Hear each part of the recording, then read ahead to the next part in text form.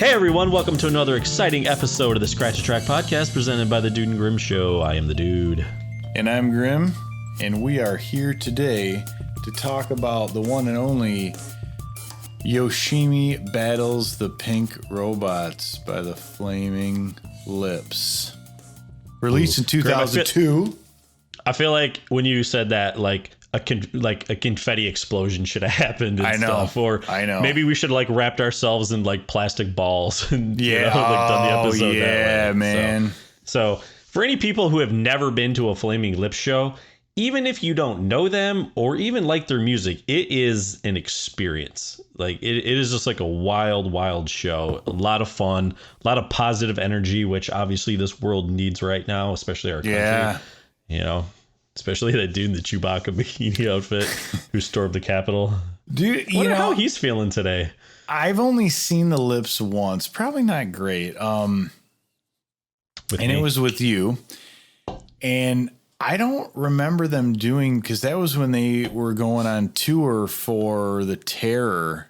I don't remember them doing the plastic ball bit, but I will say it is by far, like when he came out dressed as like a psychedelic priest with a baby, I was just like, whoa, we're in for some shit. And for some reason, I'll just never forget that chick who held up that sign and it just said, fuck yeah. Like, I've just always really liked that memory. Like, that's all it said. Fuck yeah. Well, I bet Touchdown Jesus enjoyed the show too. Oh, yeah. Well, you know, this album it came out in 2002. And dude, when I looked this up, I couldn't believe it. This is their 10th studio album in 2002. Like, and they have put out some stuff. And they have released music in 5 decades. 5 decades, man. That's crazy. Really? 80s, 90s, 2000s, 2010s, and now to 2020 with American Head. Wow, that's impressive. Yeah, dude, and I think the Red Hot Chili Peppers are coming out with an album later this year, and they will have done that as well. That's amazing. Also, that makes me feel old as shit. So yeah, well, you know, I think I want to say prior to this album, you know, you'd of course, anyone who listened to alternative radio, you'd heard like at least at a minimum, She Don't Use Jelly, right? She Don't Use Jelly.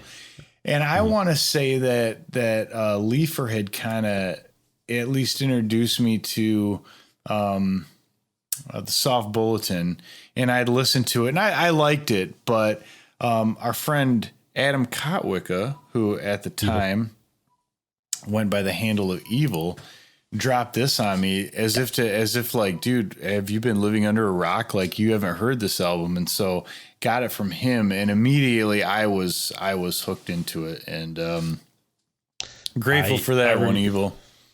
Yes, I'm grateful too, because he showed it to you, and then you showed it to me, and then I told 2 friends, and they told two friends, and so on and so on.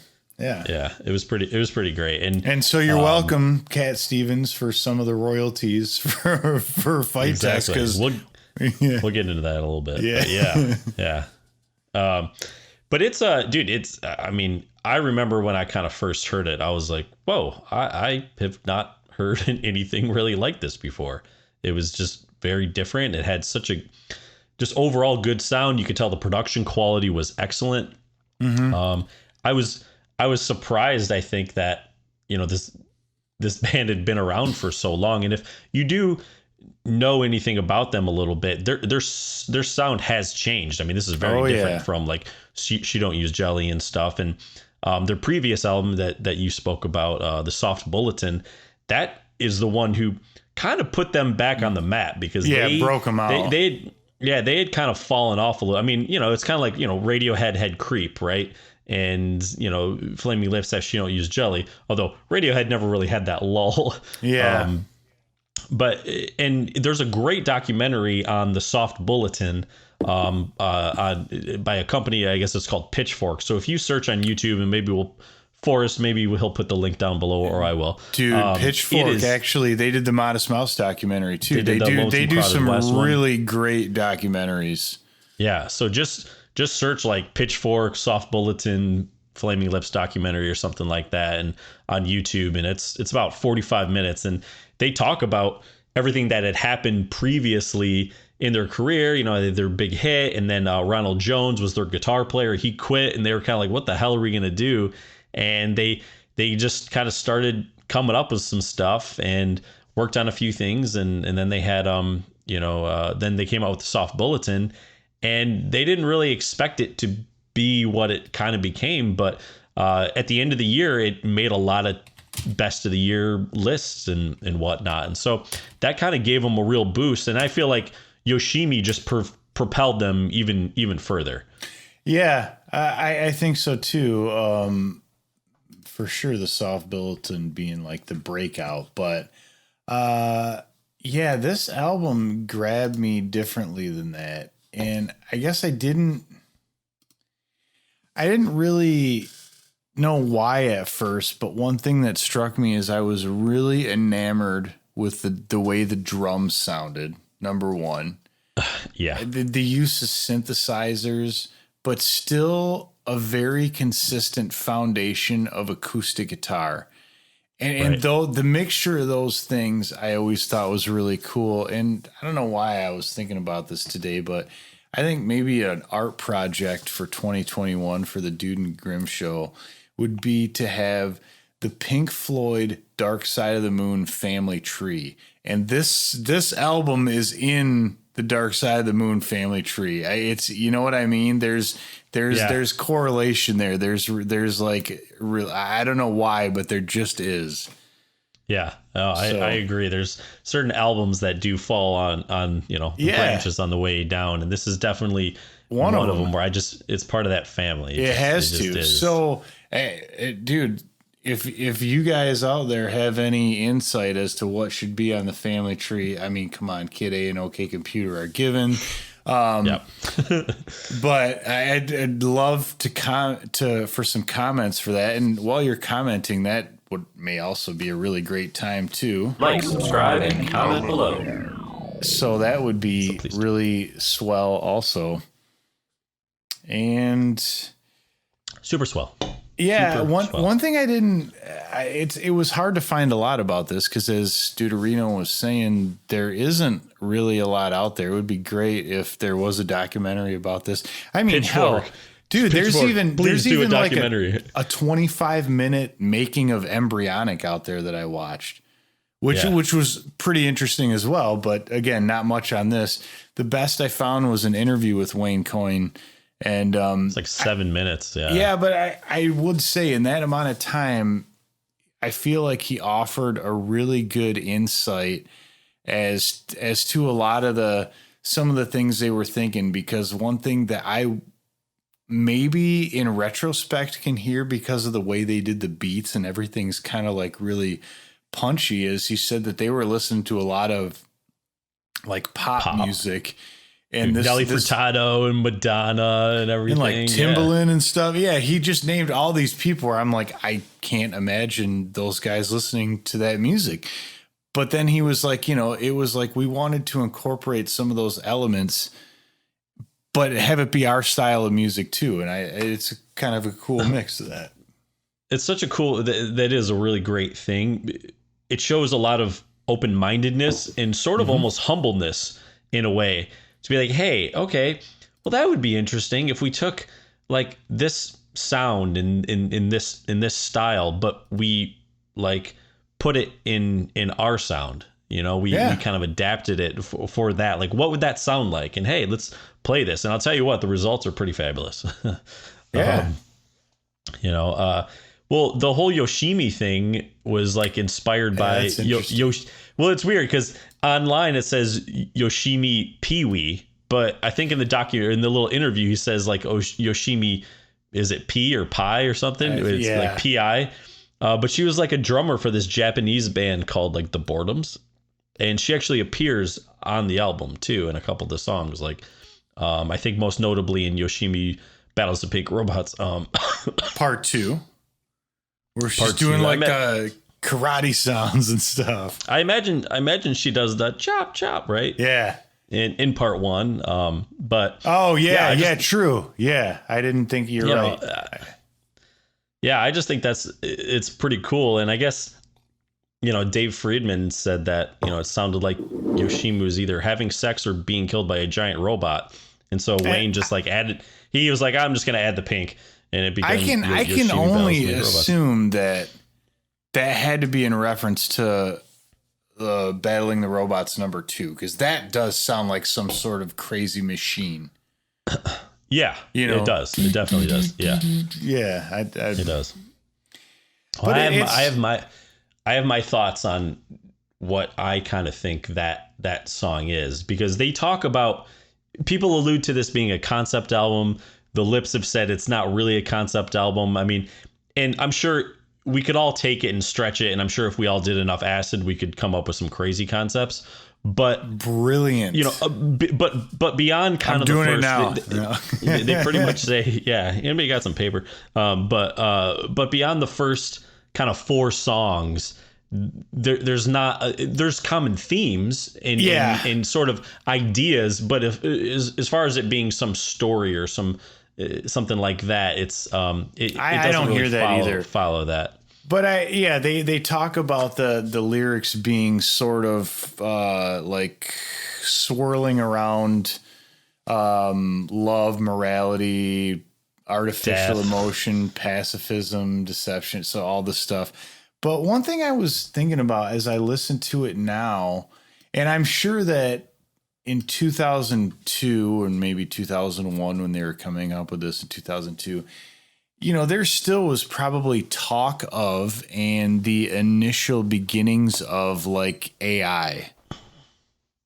Right? Yeah, sure. Yeah. But in song #2, One More Robot, Sympathy, like, dude, it's almost like kind of predicting like what AI would attempt to become. Like, one more robot learns to be something more than a machine. And it's, it's kind of interesting. It is. And it made me think of in my house of like when my 5-year-old daughter will ask Alexa to tell her a joke, Well, it's funny because she's growing up with that being normal. Yeah. Where, like, well, I'll just ask Alexa or Siri. Yeah. Or their cousin Ted, whoever. I don't know. I know. It is interesting. So, I'm not sure if, I did find it really interesting that it was actually kind of made into a Broadway play. And Aaron Sorkin was like kind of the creator of it initially, but then once it became apparent that it was just gonna kind of be, I mean, he's a writer, so once it was basically just going to be sung through, they didn't really need him, it sounded like, for it, so he kind of just dropped out. But they also pulled songs from Soft Bulletin and At War with the Mystics.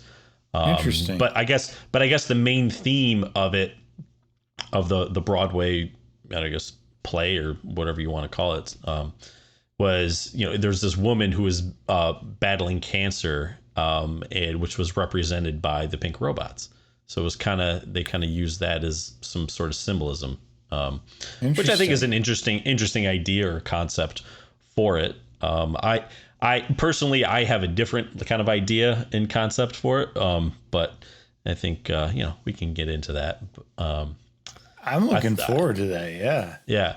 Well, I think it's it also should be noted that there is a song, and we can talk about it a little bit too, but a song on this album won a Grammy, and it's the last song on the album, which is an instrumental.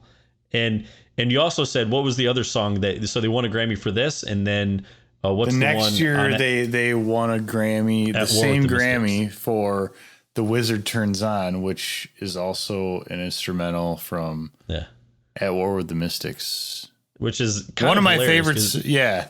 One of my favorite songs on that album, but yeah, this awesome band who makes amazing songs, and it seems like they can only win a Grammy if they do an instrumental. But I kind of like that though, because and I think it's like they would. Wayne Coyne did say in the interview that he thought the Grammys were kind of absurd anyways, which most, I feel like, real musicians do. It's more for like entertainers, but every so often people win, Grammys that it's cool to see a band that you would want to see win a Grammy. Right. And I don't think that any of the people, I'm going to be nice, any of the people who are allowed to vote in that organization, I don't think that they're ready for the Flaming Lips. They probably spend most of their time listening to like Justin Timberlake and sure Kanye West and shit, and that's fine. Yeah, but it's a different sort of type of fan. It is, I mean, it is more for commercial music, those types of awards and things. It just and is. This album is for people who actually like real music. Definitely. Just saying. He's just saying. It's one of those like sorry, not sorry things, you know, like I'm really not sorry. Like I want to be polite, PC. But yeah. Yep. All right. Well, on that note, let's start fighting, buddy. You want to get into the tracks here? Yeah. So, dude, drop the needle there on track one. All right.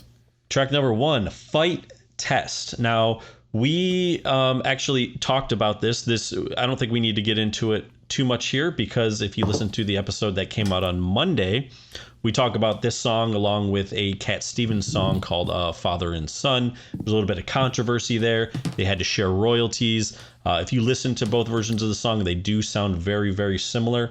So we think you should do that, but you should also listen to the album or the podcast that came out on Monday, and we'll go a little more in depth in that. I don't think we need to talk about it too much here, except just to kind of note that, I just think, you know, for an album like this, you think of like these, I hesitate to say concept albums, because we've already said that this is probably not necessarily a concept album, but albums like this, I would think of as having like a more drawn out kind of trippy intro, and this kind of just fades in real quick, and then there's that kind of boom. I maybe ominous is the wrong word, but kind of this big booming voice that says like the test begins now, and that delay, and then it kicks right in, and I think it's like a good poppy, lighthearted way to start the album with the feeling that you will have throughout the album. I mean, they did a good job on like kind of sums it the up. Songs are different, but there is some consistent sound in the music and some consistent themes. And this song being about kind of a strange impasse maybe in life, where sometimes you should stand up for yourself, and for whatever reason, maybe you don't. Yeah, that's kind of what if you look at the lyrics and listen to them, he says, if I could, I would, but you're with him now, it'd do no good. I should have fought him, but instead I let him take it. To me, I feel like what it really reminds me of is kind of like a movie concept where there's like, the bad guy is always robbing the village and the villagers won't stand up for themselves. And I feel like this is kind of setting it up for that. Like they just won't stand up for themselves. Yeah. Well, oh, bless you, dude. Well, I don't know what you say for cost. Do you say anything for cost? You should. I mean, you say something for a sneeze. I don't know why you wouldn't for a cough. So I'm just going to bless you, dude. And what was I had the line in my head, but then you kind of coughed it right out of me. So I guess it doesn't matter. But because I'm a man, not a boy. No, it's really not that important. Obviously, if I think about it, I'll jump back to it. But I can't wait. But yeah, so but it does remind me of that sort of that scene that I don't know. Or sort of like a Robin Hood thing, or where there's like village, or there's kind of this meek group of people, and you always got the cowboys coming in, or these vigilantes kind of saving the day, or just kind of that type of stuff. Like it reminds me of like the Magnificent Seven, or sort of like a Robin Hood thing, just where you have that group of people who just can't stand up for themselves. That's just what I think. So and again, and that's where I think I can really only take my concept album of this through like the first 4 songs, but that's kind of the first part of it, I think. That makes sense. But the song does also deal with, throughout life, you're presented with a bunch of challenges and tests, and you got to figure out how you're going to, how you're going to respond to them, man. Well, yeah. And that's, I thought there was a virtue in always being cool. Sometimes you can't just be cool. Sometimes it's, you just say, you know what, fuck that. But I do, like we had talked about briefly, I like how, they talk about some bigger things in life. Like, I don't know where the sunbeams and the starlight began. It's all a mystery. Do I? So, without further ado, to number 2. Dude, One More Robot, Sympathy 3021. I don't know why they wrote it 3000-21 unless that's like the specific number of the robot. I always took that as like the year 3021. Yeah, I think it is kind of like it's 3000 and then 21. So I think it's supposed to be 3000-20, I don't know. Yeah. Just a weird way to do it. But dude, this could be my favorite song on the album. I'm not sure. Oh man, it's a real tough between this one and In the Morning of the Magicians for me. Yeah. This one it's sexy, it's dark, dude. That bass, man. The bass line just to begin the song. Holy shit.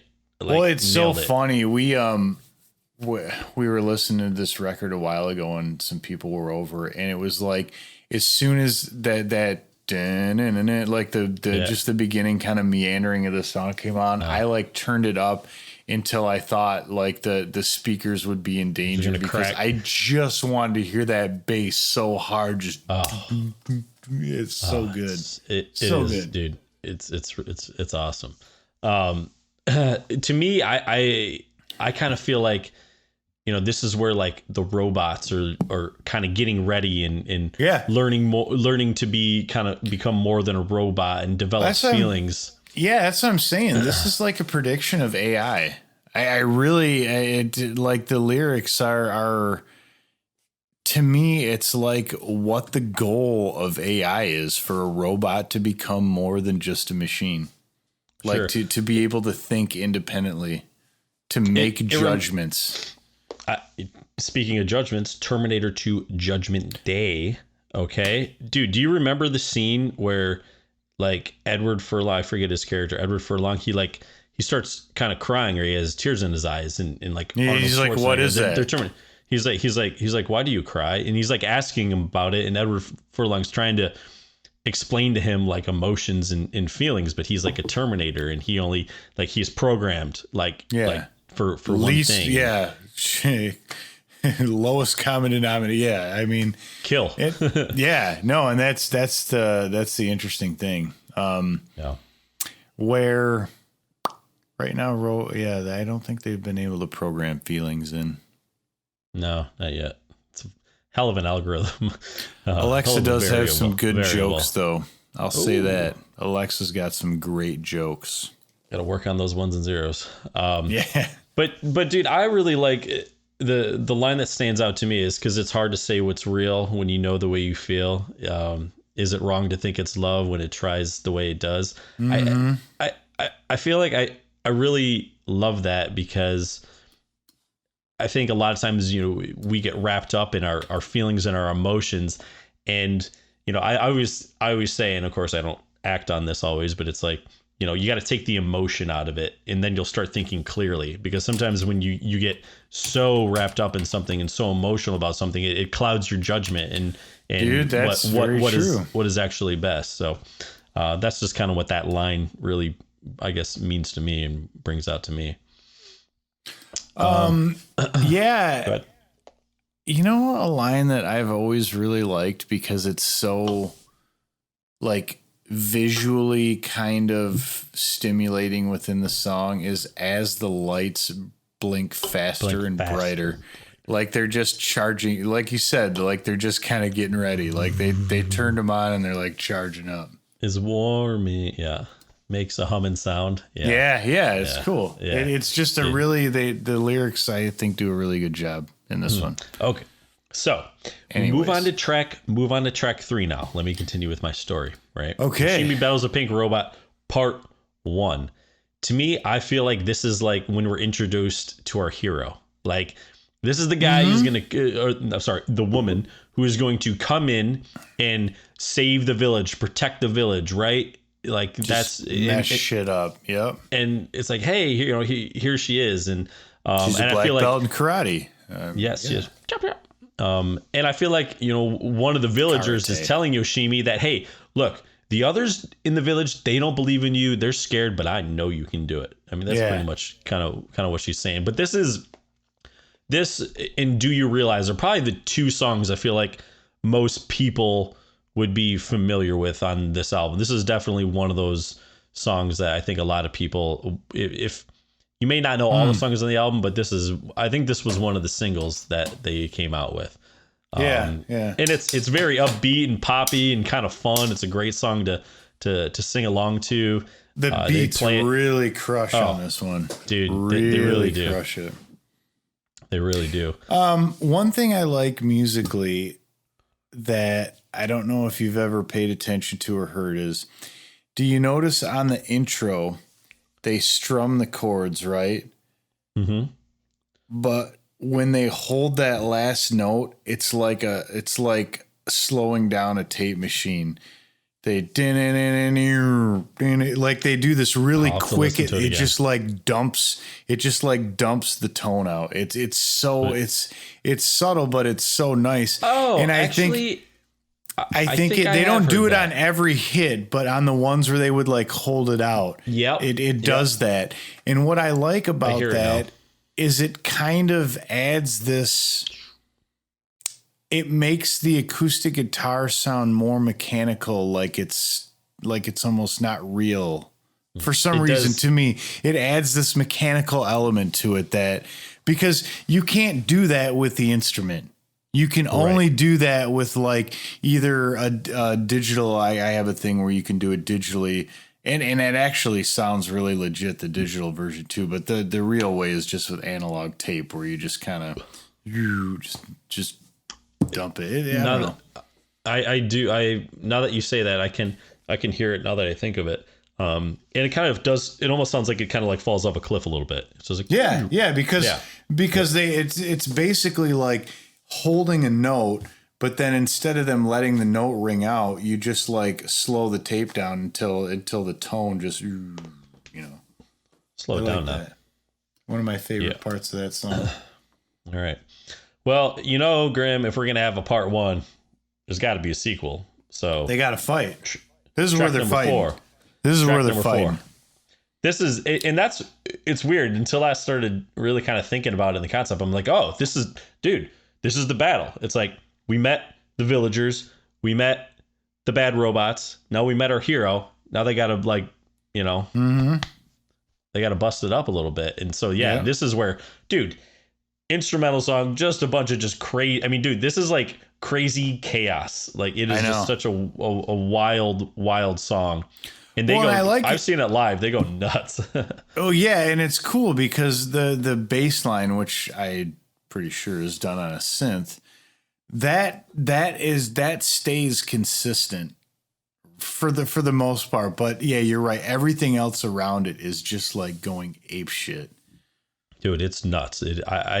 You just like have to experience that song. I don't know how to really describe it other than I think it could be off-putting to a lot of people that don't really know or like the lips. Well, especially going from the first 3 songs where they're very melodic and I guess kind of song oriented. This one is a little disorienting. I really like this. I've always really had an affinity toward this song because it's just because it is. Never heard anything like it. Well, yeah, and I think I made a comment to one of our fine listeners the other day where there's something that I like about the musical manifestation of just pure madness. And this is kind of that. Needs to be explored more. And they use the that's one thing too. They use the glockenspiel, like the bell sounds, sometimes in the song, and that's a nice touch too. And I think Yoshimi P is also featured on the song. Oh, dude. Yeah. Just doing random things and chops and noises and stuff. Yeah. So, and I'm glad that they feature the karate chop, because that's one thing that I've told my young daughter is that like everyone's so focused on like hitting and punching, but dude, the karate chop is like a lost art. Dude, Cobra Kai, man. Shit, I sure. Yeah, dude. I don't see people like punching through bricks, but they'll fucking karate chop them. Mm-hmm. Danielson. All right. Ready, Mr. Miyagi? Ready for number 5? In the morning of the magicians. I think you said earlier that this is one of your favorites. Definitely one of my favorites. If not the... yeah, definitely one of my favorites on the song.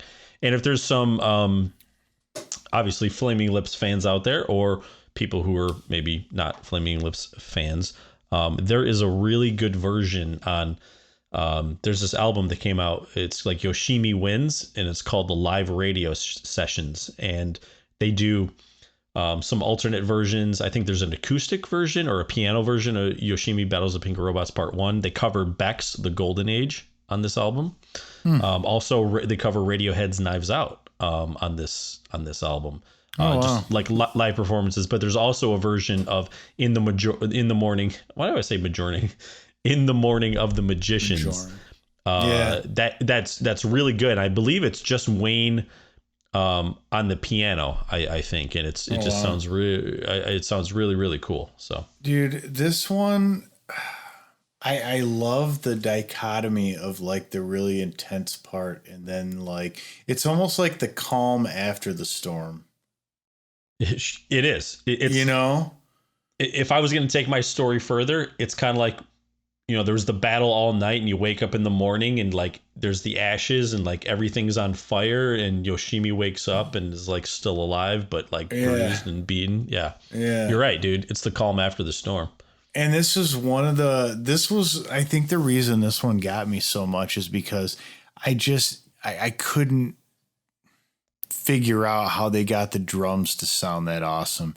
I couldn't figure out if like they just sampled real drums and like cut them together, but because they sampled them, they could make them hit so hard. But I don't think they did that. As I listen to it more now, I think it's just a really good job of recording and using a lot of gates to keep everything as separate as they can. And like, dude, the bass just thumps really hard, dude. And the snare and the drums are kind of like grouped together and compressed a little bit, almost such as that they like fight with each other, so that when one is hit, like it takes center stage and the others back off for that brief minute. It just, that really got me, and I was like, God, how do you make drums sound like that? Hats off, Dave Friedman. Yeah. So if you're listening and you want to put in the comments below, we'd love to hear it. Yeah. Let me know how you did that. Yeah. So really one thing I really like, one of the lines that really stands out to me, it's one of my favorite lines in the song is, as the dawn began to break, I had to surrender. The universe will have its way, too powerful to master.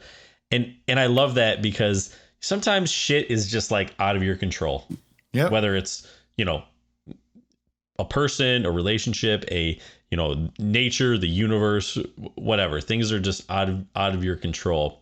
And sometimes you just got to say, okay, universe, you win, and just move on. Shit. It wasn't meant to be, right? Mm-hmm.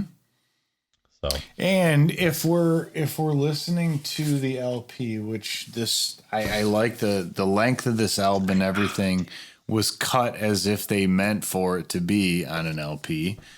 Awesome. So this would be where you would flip it.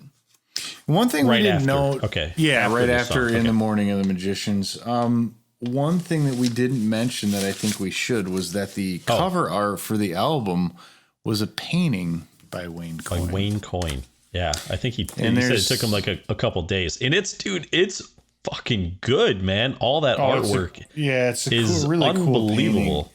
Well, one thing I didn't realize, my mother-in-law, she is a painter herself, And he talked about it when talking about this, but I would think to myself, like, man, I mean, it probably takes several hours, but then you're probably just done with a painting.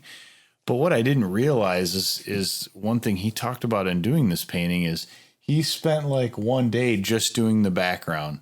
Yeah. And then you add the characters over the top. And then one thing my mother-in-law, Catherine, told me is that like after that, then you usually put something on top that like a glaze or something that like seals it in. So there's a lot of steps that I just, not being a painter myself, I just didn't realize were involved in it. So it's kind of neat to have that insight and then hear him talk about how he did that cover. Yeah, and there's a bunch of singles and stuff for this album, and I think a little EP and stuff like that. Which has very similar artwork. I'd be curious if he painted all that stuff well, because it looks good, man. Like I'm like, dude, you're as good of a painter as you are a musician. I would think so, because I know that the album that they did, The King's Mouth, was actually based around an art project that he did, which was that, and then they just happened to make this album that's also pretty sweet too. Yeah, just in their spare time, they just, hey, let's make Yoshimi Battles of Pink Robots. Okay. Oh, one thing I was going to ask you about, did you watch any of the videos for this? I did. I've seen them before. I'm trying to think if I watched any of these. I think I watched maybe Do You Realize? Yeah, it's been a while, but I guess we can talk about them as we get to the songs. Yoshimi Battles the Pink Robots Part 1. I mean, it's a okay video. It doesn't like really tell a story or anything. It just looks like kind of a party and a live performance. And yeah, okay. So I know without further ado, let's start tripping on our egos. So ego tripping at the gates of hell, man. Doesn't sound like I think that no, it doesn't, and I feel like the title sounds like immensely darker than the song sounds or feels. It's It's more of an upbeat song to me. It kind of is. I mean, the intro is really kind of funky with like the bass and the strange like synth sounds and everything. But dude, like I love the lyrics to the song. I was waiting on the moment, but the moment never came. All the billion other moments were just, we're just slipping all away. I must have been tripping, just ego tripping. The way I kind of take that is, your ego is so big that you think things are just going to come to you or just happen on their own, and you don't need to kind of take any action or anything. And by not taking the action and waiting for stuff to happen, you miss out on all this other shit, all these other moments, right? Yeah, sure. That's kind of just the way I sort of took this song. I didn't get the, I got the ego tripping part, but not at the gates of hell part, I guess is, what I mean? Yeah. It's a cool ass song, man. It's really good. Yeah. Really, really good song. When talking about all those moments, I must have been tripping. Ego tripping. Just ego tripping. So, okay, next song is Are You A Hypnotist, which that I really like that song. I think again the drums really stand out to me in this song. But dude, have you watched the video for this? No. Holy shitballs. So, you know how on some things that you'll watch, they like give you the seizure warning or whatever? Oh, yeah. There's one of those at the beginning of this video. And dude, I honestly, I couldn't watch the whole thing, and I don't have epilepsy and I've never had a seizure, but it was just too much. It's like, it's just these like crazy jump cuts, like seeing things in frames. Okay. And, then now that you describe it, I know I have seen it because I know one of their videos, maybe a couple of them have that sort of. Yeah. It's just a little like much. That. Yeah. But I love the song. It's a great song. That's why I usually just listen to it then. Yeah. it's funny, man, because I really like, the line that stands out to me is, I'd forgiven you for tricking me again, but I've been tricked again into forgiving you. It's kind of like, dude, have you ever gotten like upset at somebody? Like you're like really pissed at somebody, and then at the end of the like conversation or the fight, like you're the one that ends up apologizing. Oh yeah. You know what I mean? It's just like, it just kind of that line just like reminds me. Oh, you're of that. pissed. Yeah. Yeah. Oh, you're pissed. Yeah. But yeah, dude, the drums, the drums on this song are killer, man. So good, dude. His vocals have a really nice echo to them. And those little weird guitar, dude. Yeah, and to me, it sounds like kind of like shooting light rays or something. Yeah, like it's just such an interesting, like this delayed pinging sound. It's a really, I think it's like a warp. I think it's kind of like a delay, but you got an envelope filter there too, so it kind of like which gives you like a wah effect. Like the filter kind of opens up, and that makes it like that. It definitely gives the song a very interesting feel.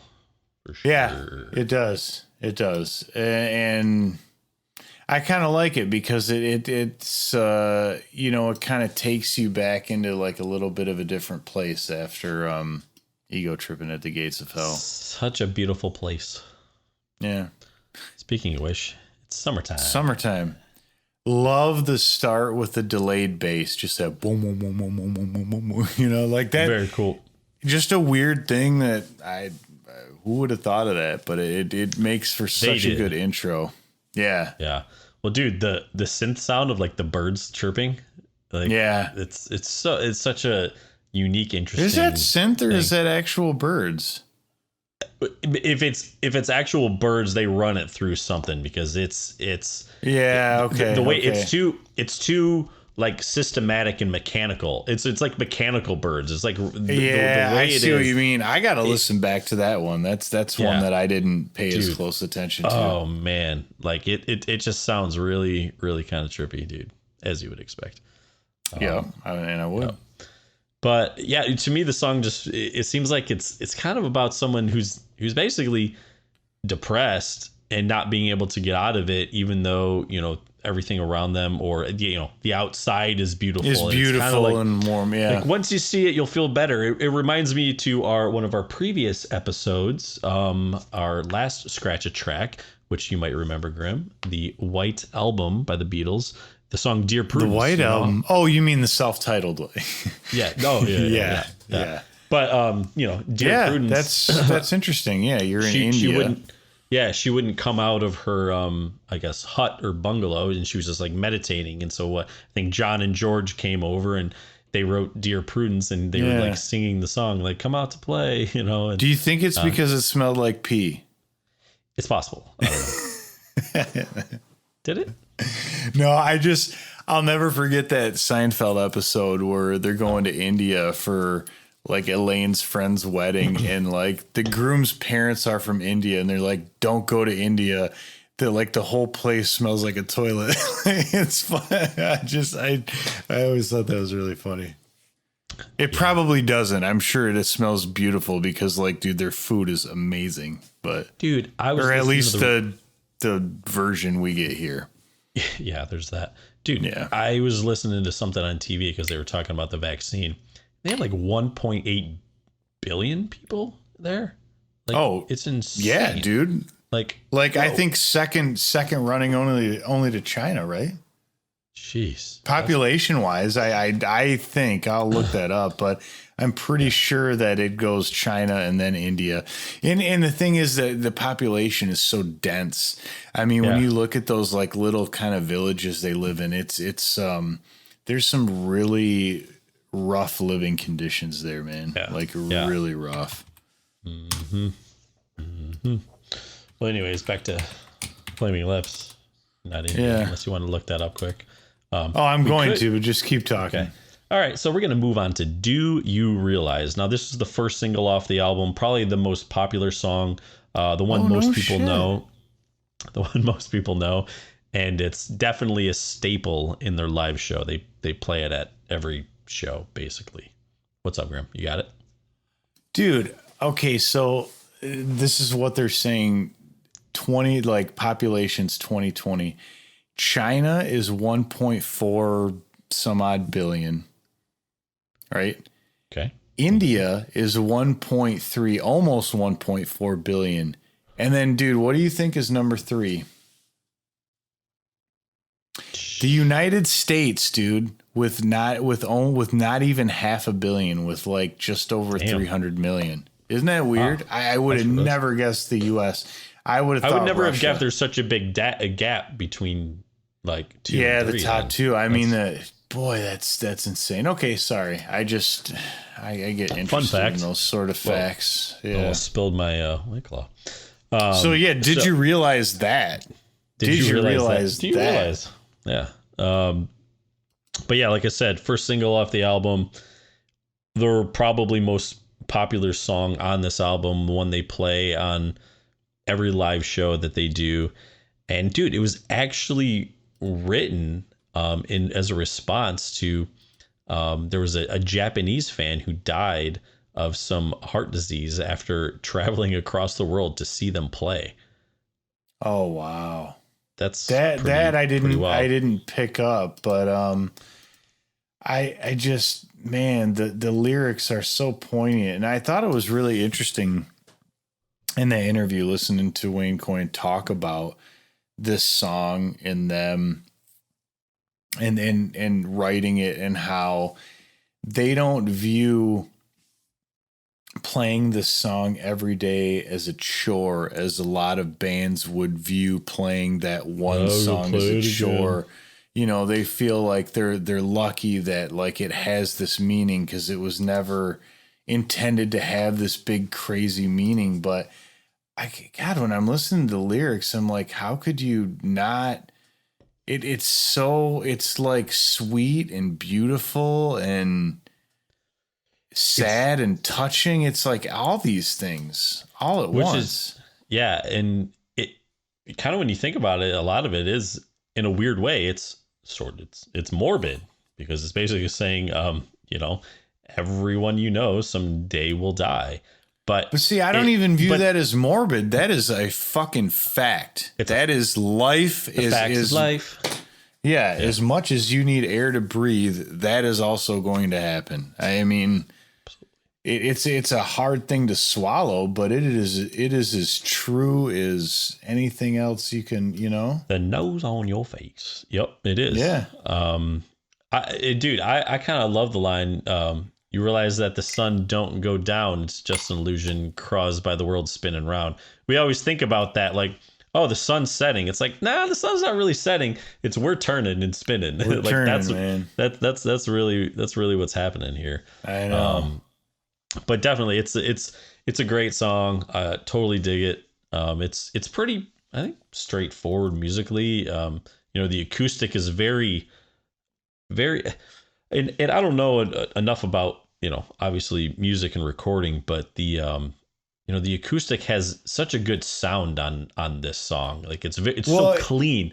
The way they record the acoustic on this album is so clean. Okay, is that what it is? Well, and one thing I noted, if you listen to it back, listen in your left ear versus your right ear, because you're getting a fast like ding ding ding ding ding ding on the left side, I think, and then on the right side it's like eighth notes versus quarter notes, and it kind of it punches at different times, which makes it really, really nice. And I would venture to say, without being able to confirm this, that one of those was probably a 12 string, which is just a really richer, fuller sound. I think. I don't know. So if you happen to have been at Tarbox Road Studios, if Dave Friedman, if you're listening, please let us know. Dave. Yes. Well, moving on from Do You Realize? Track number 10, All We Have Is Now. So that's true. That is all we have is right now. Sometimes. Yeah, it's interesting, because after a song like Do You Realize, that's kind of like the right sentiment, right? Like everyone someday will die. So here we are. Make the most of every minute you have, Yeah. More or less. And again, that is kind of a theme, we're seeing, like, I think it was an ego tripping, I was waiting on the moment, but the moment never came. Do you realize it's talking about making the most of today? So yeah, it's not always, I think we get bogged down a lot of times in life, and it's not always easy to do, but this song kind of, has that feel and theme to it as well. I kind of do like, though, it's like all we have is now. It's like, and then it says we're not going to make it. Yeah. Almost like but that's how I kind of I feel about like humanity and like the world we live in. It's like it's like, do you think we could fuck it up any more than we have? Because we're doing a hell of a job, the way we treat the planet, other species, ourselves. Dude, like, man, fucking plastic, dude. Plastic. Holy fake plastic shit, beach. Man. Plastic. Fake plastic dude. beach, dude. Like, it's crazy.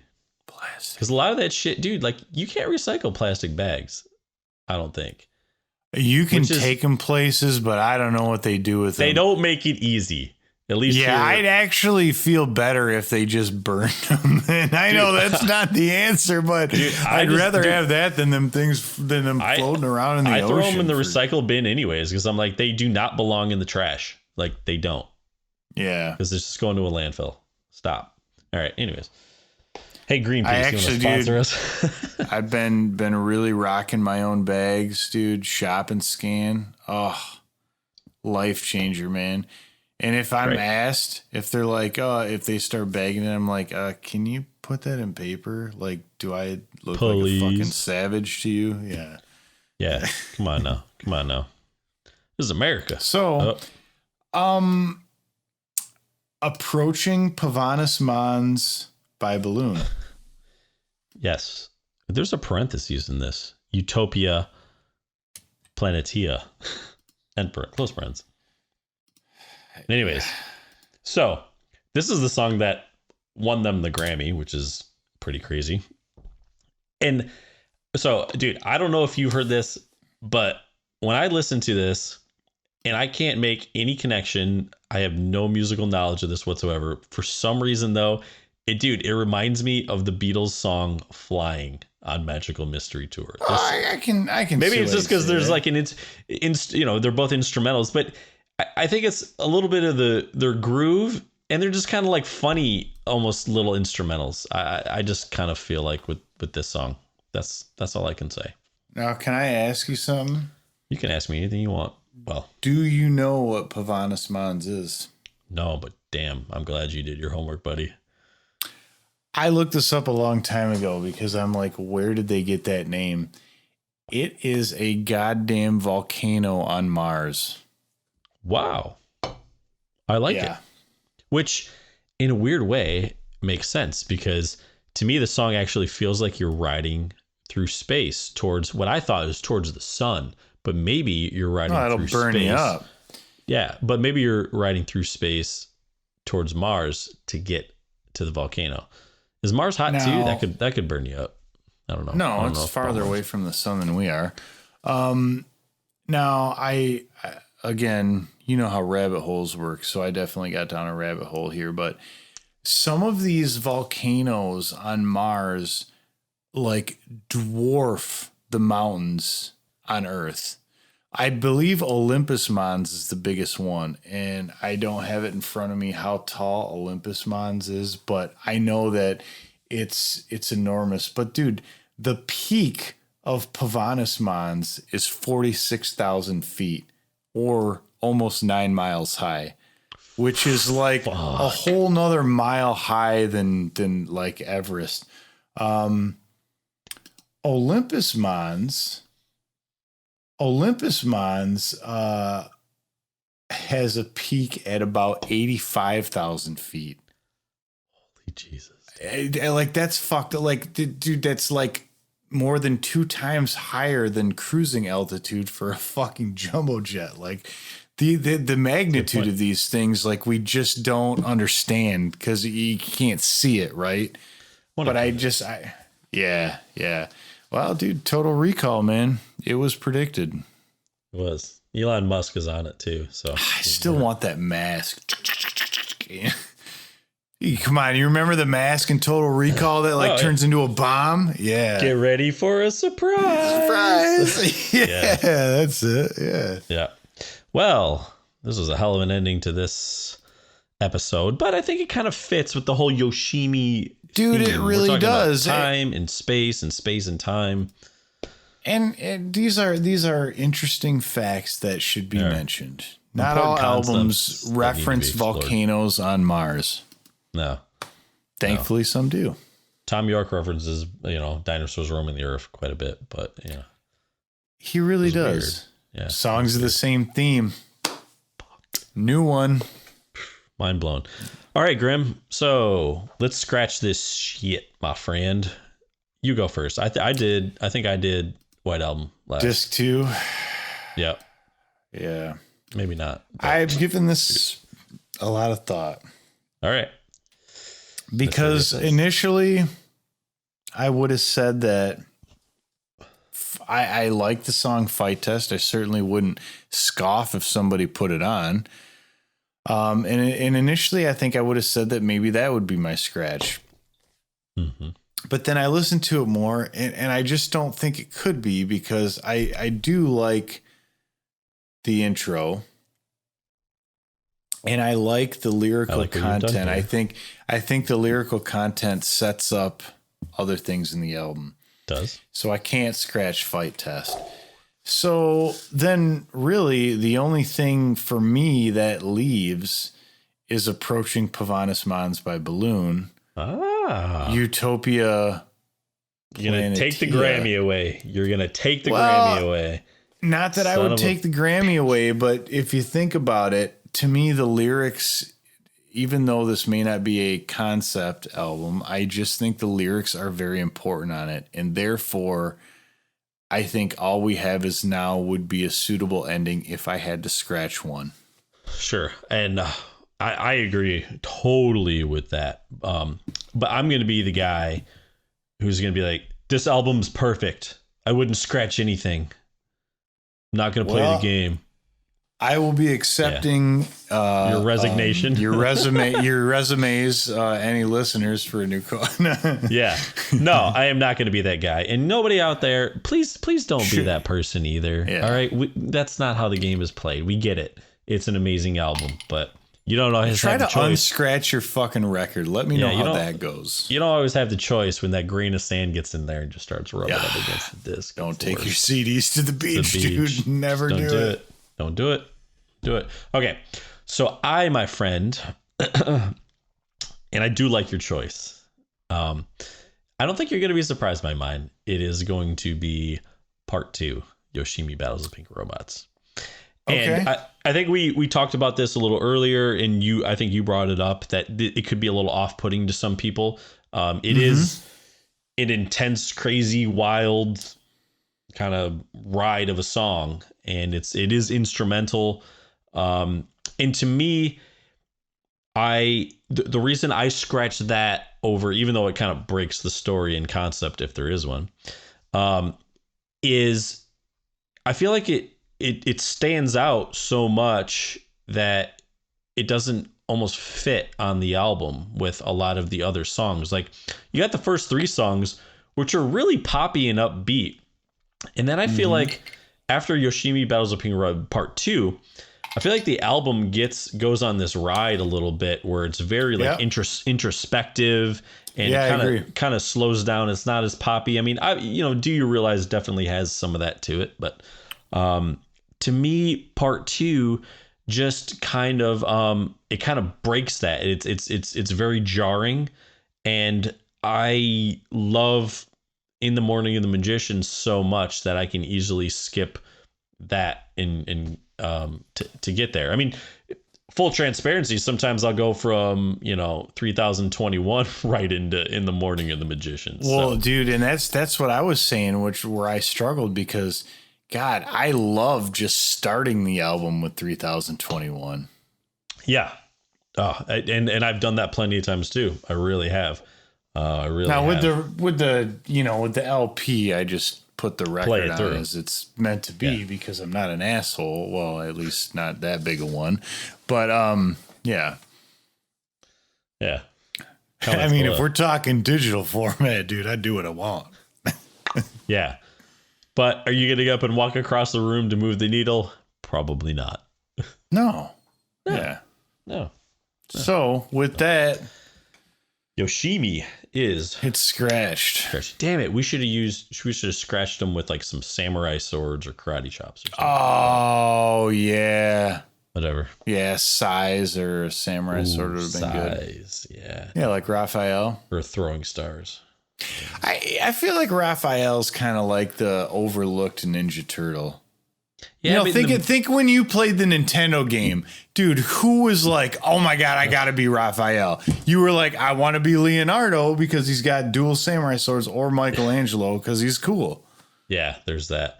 Well, the thing with Raphael in the movie, they made him kind of the jerk, the outcast of the crew and everything. But it's because he's really hurting on the inside, though. He's struggling. Yeah. He needs to talk to someone. And so thankfully you have your Master Splinter. Yeah.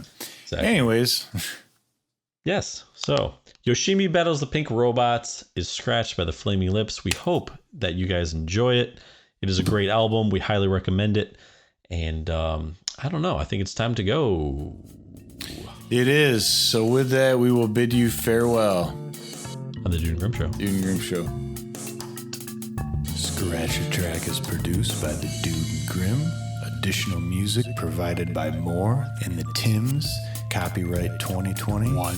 The Dude and Grimm Show.